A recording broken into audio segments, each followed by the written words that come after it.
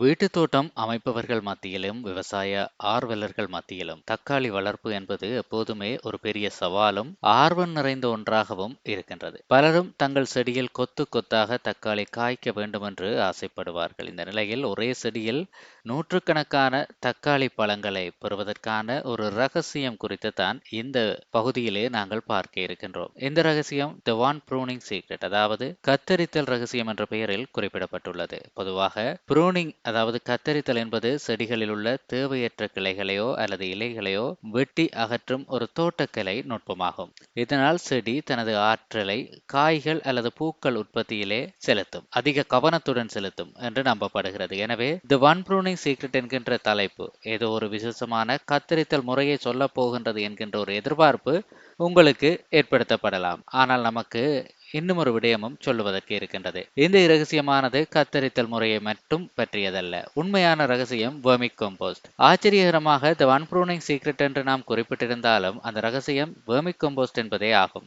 ஆம், ஒரே செடியில் நூற்றுக்கணக்கான தக்காளிகளை பெறுவதற்கான அந்த ரகசியம் வெர்மி கம்போஸ்ட் என்று தெரிவிக்கப்பட்டுள்ளது. ப்ரூனிங் சீக்ரெட் என்று தலைப்பிடப்பட்டிருந்தாலும் அதன் உண்மையான ரகசியமான தன்மை என்னவென்றால் புழு உரம் இருப்பது. இது கத்தரித்தல் நுட்பமல்ல, மாறாக செடிக்கு அளிக்கப்படுகின்ற ஒரு பொருள், அதாவது மெட்டீரியல் என்பதை காட்டுகிறது. எனவே ஒன் பிளான்ட் ஒரே செடி மூலம் நூற்றுக்கணக்கான தக்காளிகளை ஹண்ட்ரட்ஸ் ஆஃப் டொமேட்டோஸ் என்கின்ற அந்த இலக்கை நீங்கள் அடைவதற்கு இந்த வெர்மி கம்போஸ்ட் அவசியமானதாக இருக்கும். ஆகவே அருகில் இருக்கின்ற இயற்கை பண்ணையாளர்களிடம் மண்புழு உரத்தை பெற்று உங்களுடைய தக்காளி செடிகளை அபரிமிதமாக காய்க்க வையுங்கள்.